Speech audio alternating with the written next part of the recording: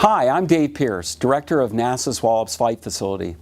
This is an exciting time for all of us who are devoted to aerospace and space exploration, and especially the team located at NASA's Goddard's Wallops Flight Facility here on the Eastern Shore. Thank you for joining us today for our live broadcast as we have an exciting mission for the National Reconnaissance Office, launching from the Mid-Atlantic Regional Spaceport. At Wallops, we are proud to provide assured launch range services to meet the government and commercial sector needs for accessing flight regimes worldwide from the Earth's surface to the Moon and beyond. As today's mission shows, Wallops serves as a unique national asset. Our facility is in a geographical location ideal for conducting launch, mission operations in support of NASA science, technology, exploration, as well as support for the Department of Defense operations, while also serving as an economic engine by enabling commercial space in our country. Regardless of where you're tuning in from, we're honored that you're taking time to join us virtually at Wallops as we support this important national security mission. And now, I invite you to sit back and take in the launch experience as we continue the count for today's mission.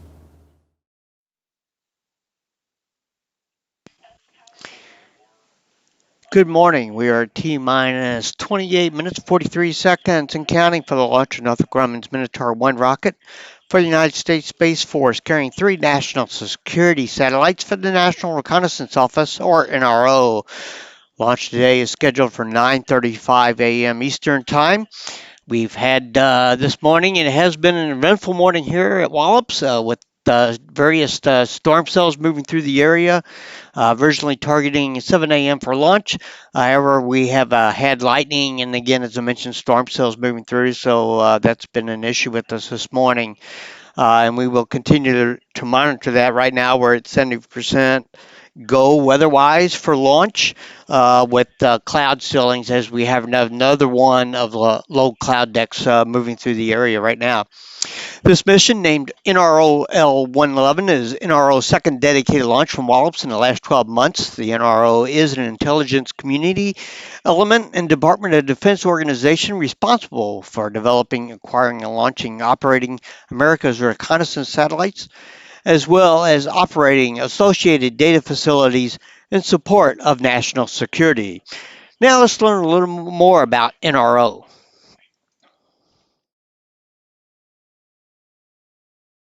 This year, the National Reconnaissance Office celebrates 60 years since its founding.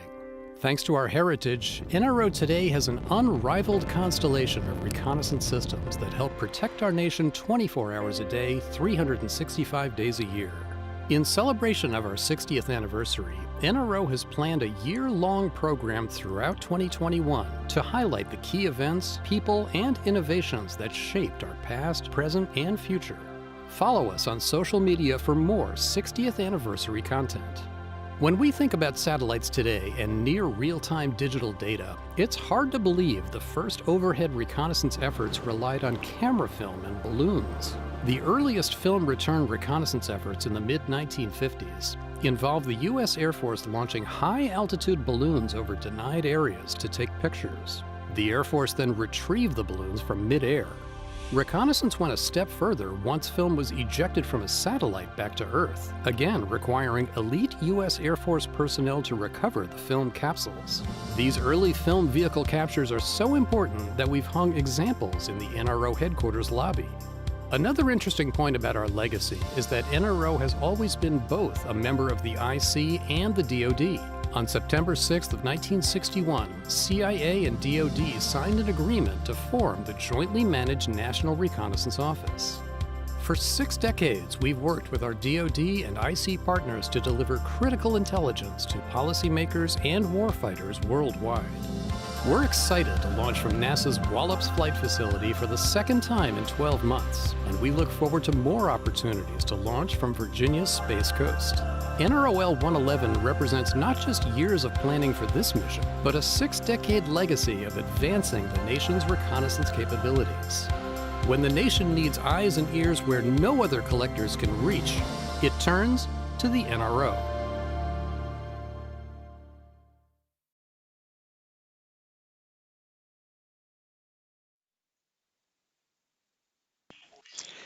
As mentioned, this launch is being conducted by the United States Space Force and Space Missile Systems Center's Launch Enterprise. It is the third small Space Force mission from Wallops in the past year. Previous launches were a Minotaur 4 mission in July 2020 and a Sounding Rocket mission earlier this year in March 2021. The Minotaur today will launch from the Virginia Space Mid-Atlantic Regional Spaceport, or MARS, Pad 0B on the south end of Wallops Island. Minotaur rockets have been launching from this pad for 15 years. Good morning, everyone. My name is Dale Nash, and I'm the CEO and Executive Director of Virginia Space. We own and operate the Mid-Atlantic Regional Spaceport called MARS. I'm incredibly excited to welcome you to Mars for the NRO L-111 mission, which will be launching on a Northrop Grumman Minotaur 1 rocket from our Mars Pad 0B.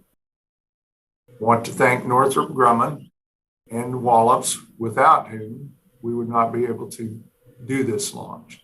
It's a very strong and collaborative public-private partnership that has gone on for several years. It also marks the ever-growing relationship between Virginia Space, the NRO, and the United States Space Force. It's a true privilege that Mars has been selected to contribute to this mission, which has allowed us to play a critical role in strengthening our nation's security and aerospace capabilities. This is our second launch from Pad B for the NRO and Space Force, and we certainly hope to partner with them many times in the future. In fact, the Wallops Aerospace Industry Cluster, consisting of NASA Wallops, Wallops Island tenants, including Virginia Space, and corporate entities such as Northrop Grumman, have had a remarkable economic impact, providing $1.37 billion annually to the local economy and county. All of this makes for a very exciting day for Mars and its partners. We're thrilled to help make L-111 the latest entry in our history of successful launches, and I couldn't be prouder of what we've accomplished through the hard work of our team and partners with the NRO and SMC. It's only through these combined efforts that we have been able to make this happen. Again, these launches are so important to our national security, and I and our entire team are very proud to be part of this mission.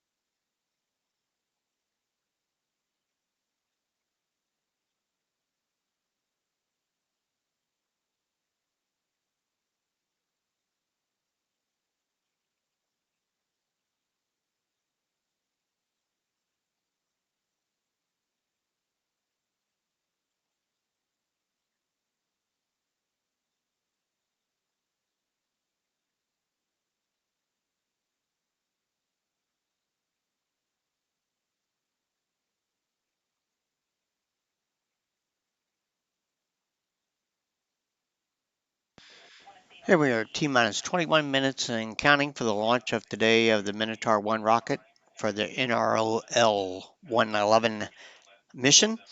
Launch today is a 69-foot tall Minotaur 1 launch vehicle. It consists of two solid fuel motors from decommissioned Minuteman ICBMs as the lower stages and two solid fuel commercial solid rocket motors as upper stages. NRO L-111 is the second Northrop Grumman orbital launch from the Mars launch pads in 2021. Earlier this year, they also launched an Antares rocket carrying cargo supplies to the International Space Station. The Minotaur product line came about an idea from the Air Force, which was to take decommissioned rocket motors from the ICBM fleets that were decommissioned by START treaty, other treaties, and repurposed them for space launch use. And so the Air Force awarded a contract to Northrop Grumman to take these motors and make space launch vehicles out of them. Sounds easy, but it's quite a bit of work. We need to understand everything about these propulsion units, these rocket motors, how they work, how much energy is in them, how to steer them, how to control them, and then we put modern avionics on top. So that's how we developed the Minotaur program. It's how we execute it, and that's how we got to the excellent success rate that we have, which is 27 out of 27 launches were fully successful. I think the value to the government is to take these retired motors and adapt them for other uses rather than have to destroy them. These motors have also already been paid for by the taxpayer, and so repurposing them provides a lower cost mission for the Space Force. The Minotaur product line has had a variety of different customer payloads from NASA, spacecraft that went to the moon, to space test program satellites that test out new technologies, to meteorological and climate satellites, to also operationally responsive satellites. So all 27 were fully successful. We're really proud of that. That's the result of a lot of hard work by a lot of people. The Minotaur that we're going to use for this upcoming NRO L-111 mission is a Minotaur 1, and so that's a Minuteman, first two stages of a Minuteman ICBM, and then on top of it is Orion 50 XL and an Orion 38 stage. So it's a 4-stage solid vehicle. We put our avionics section on the front of that, and that's all new built modern avionics. And then we have the composite structures, including the payload fairing that encapsulates the space vehicles on the front. And so that's a configuration we've launched 12 times, and we're really excited to be launching out of Wallops Pad 0B for the L-111 mission.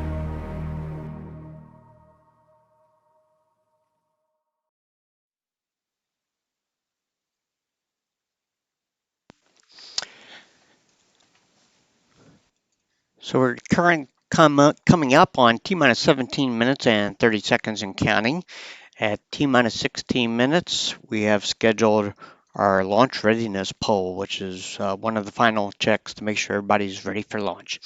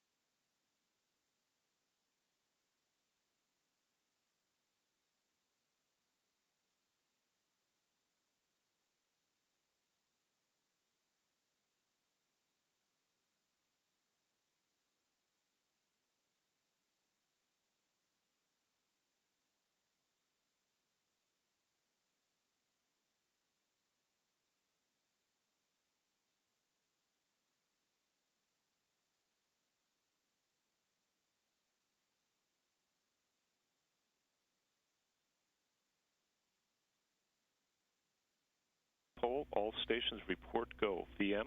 VM is go. BLC? BLC is go. PCC? PCC is go. VC? VC is go. FTS? FTS is go. TLM? TLM is go. GNC? GNC is go. ME? ME is go. OPS?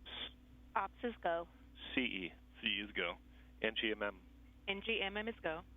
GSO? GSO go. FSO? FSO go pending data review of the ARM in Cocina. Copy. RSO? RSO go pending the same. NASA PM? NASA go pending safety go. NG? NG is go. MD? MD is go. NASA TD? TD go pending RSO. Copy. Check step 58, go pending, standing by step 14. Today's launch is dedicated to the memory.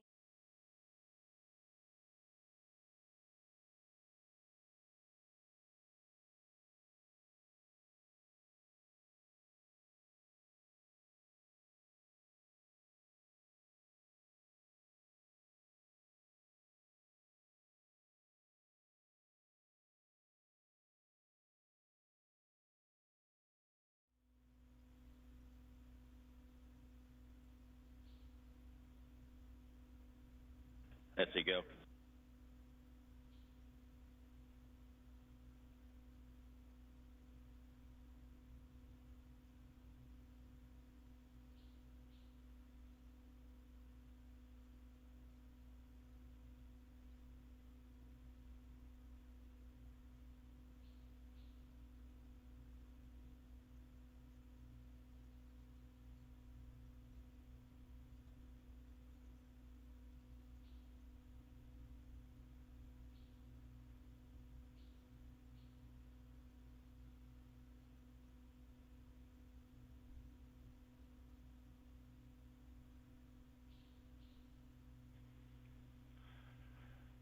T-minus 14 minutes and counting. RSO, verify hazard area and caution area and impact limit lines are clear for launch.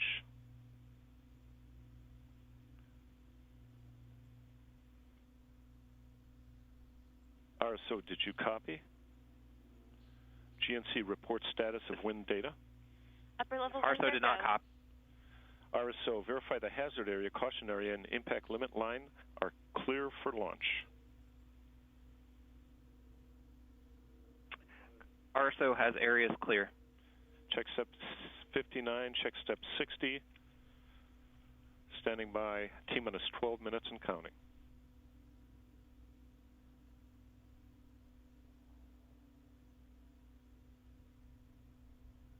LCTD archives check. Signal confirmed at 131201. TD is go. Copy that, sir. Complete step 16, standing by step 61 in 30 seconds.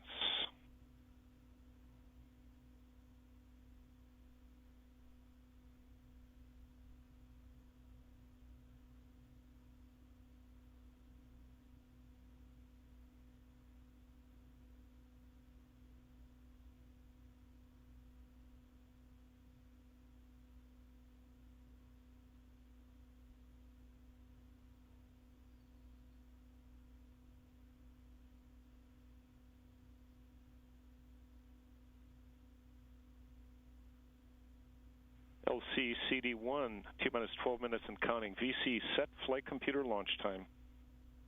Flight computer launch time set to year 2021, day 166, hour 13, minute 35, seconds 00 UTC. Check step 12, VM, confirm flight computer launch time. Flight computer launch time confirmed. Check step 62, standing by, T-minus 10-minute limit checks.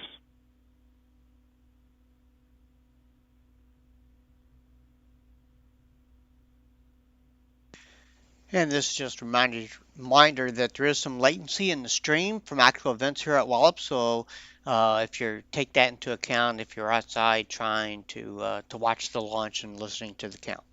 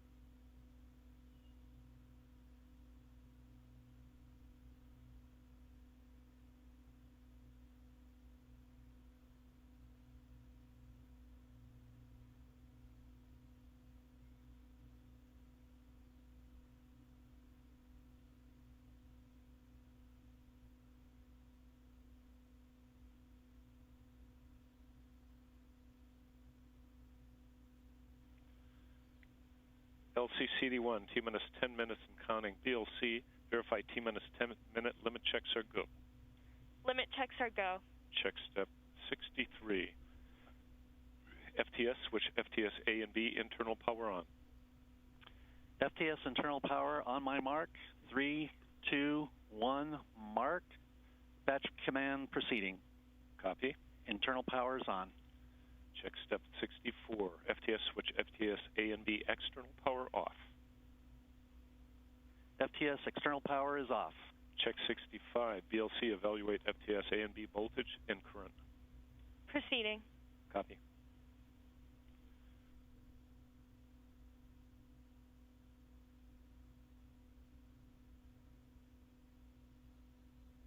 FTS internal power nominal. Check 66. FSO, send arm command for 2-second duration and continue tone 4. This is FSO. Arm on my mark. 3, 2, 1, mark. +1, +2. Function removed. Tone 4 continued. Check 67. BLC, verify receiver arm indication. FTS arm indication verified.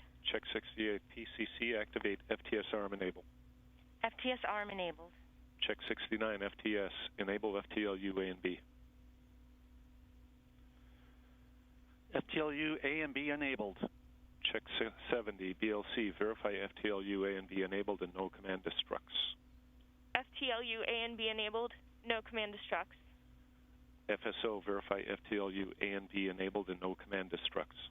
This is FSO. FTLU A and B enabled. No command destructs. Check 71, 72. FTS arm, FTS A and B safe arms. FTS arm on my mark. 3, 2, 1, mark. Batch command sent.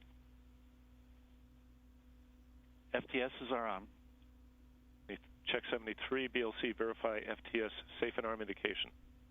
FTS safe and arm switches armed. FSO, verify FTS safe and arm indication. FTS armed. FSO, verify FTS is go.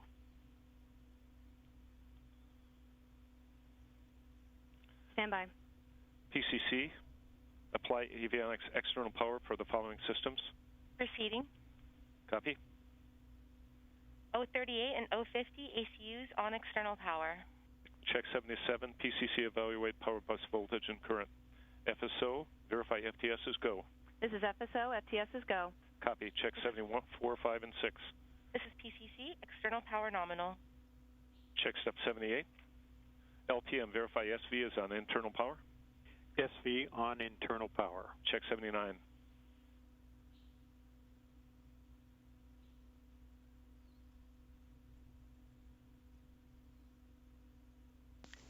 T-minus 7 minutes, counting.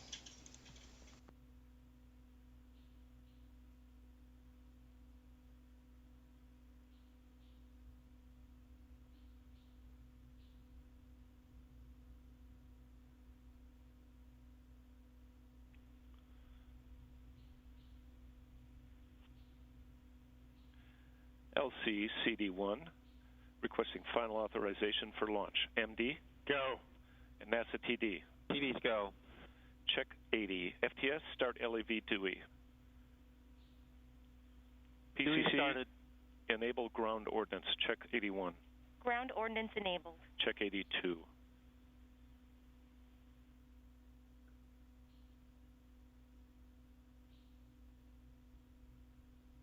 LCFSO break. Copy. Go ahead. FSO is red. We're not seeing safe and arm indication on our displays. Copy that.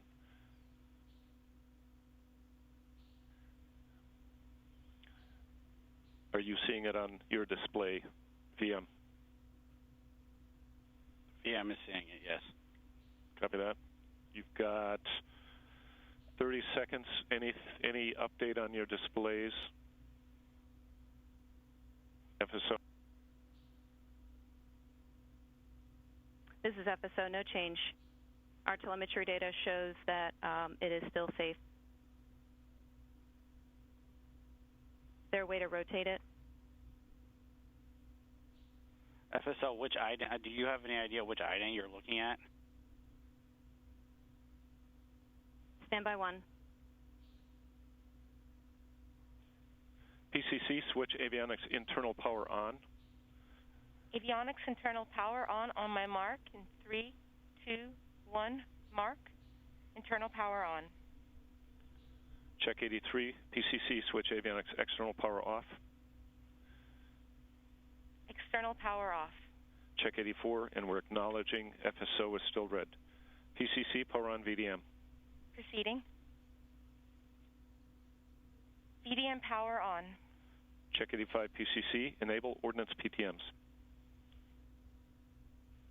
Ordnance PTM power on. Check 86, VC, enable flight computer auto sequencer, start. Auto sequencer enabled. Check 87.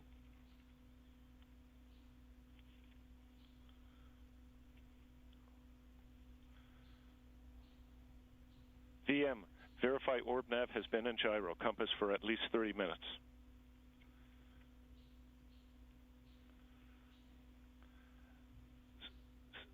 T-minus 4, BLC, verify T-minus 4 minute limit checks are go, checks 88.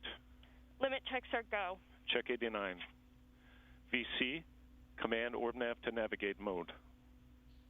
Orb nav commanded to navigate. Check 890. VM, verify orb nav in nav mode. Orb nav in nav mode. Check 91. FTS, power on NCU cart. NCU electronic power on. Check step 92. NASA TD, report range green. FSO, repeat, report range green. Range is green. Copy that. Check step 93. Standing by T-minus 2 minute limit checks.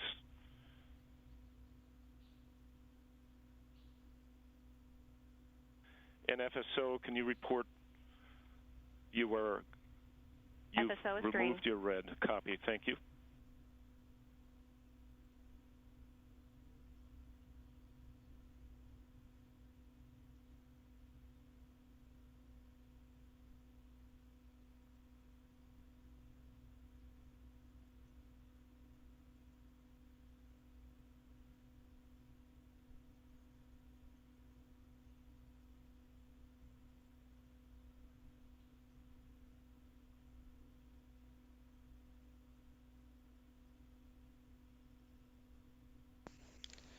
T-minus 2 minutes and 30 seconds counting.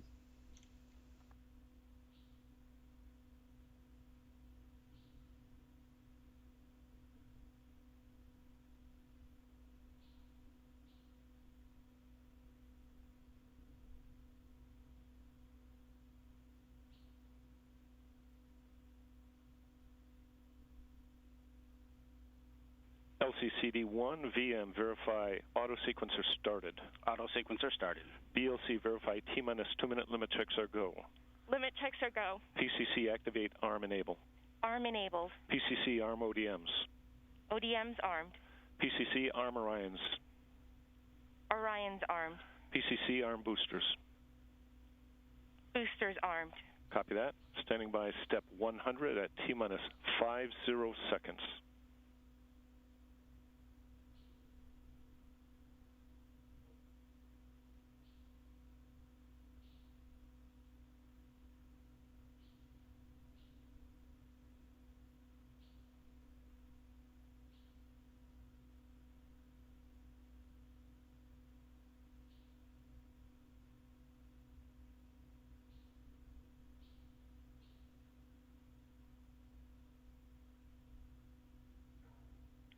T-minus 60 mark.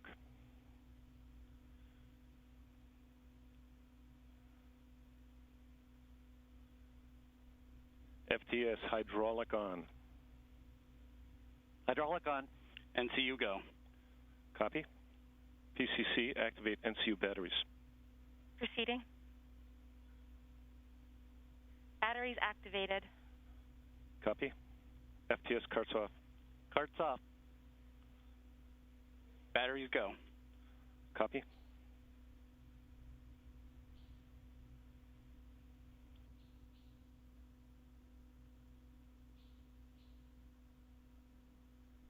VMs go for launch. Copy. Checks. T-minus 10. 5, mark. 4, 3, 2, 1.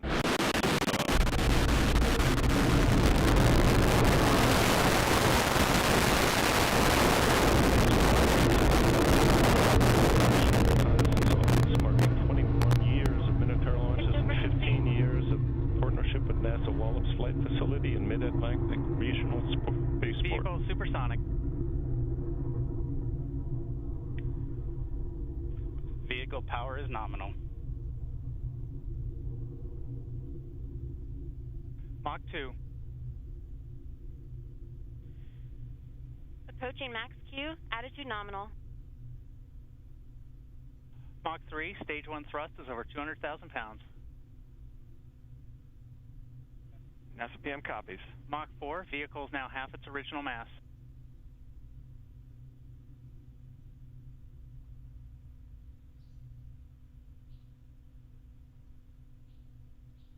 Stage 1 set, stage 2 ignition confirmed. Motor nominal.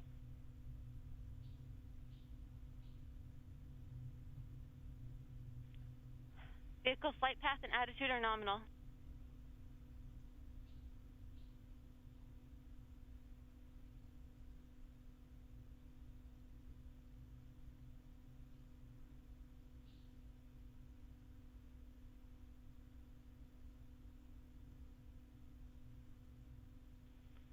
Vehicle avionics and power system are performing as expected.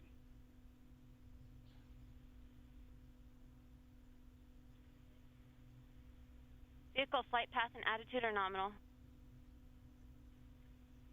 Approaching stage 2 burnout, vehicle is now 1/4 its original mass.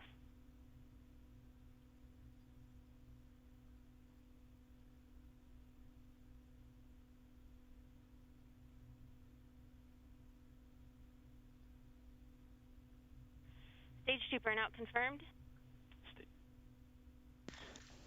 Turn him off.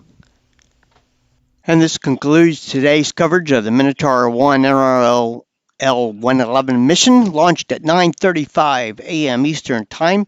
Mission information, including photos, will be available on the NRO, NASA, Wallops, and Northrop Grumman websites and their respective Facebook and Twitter accounts.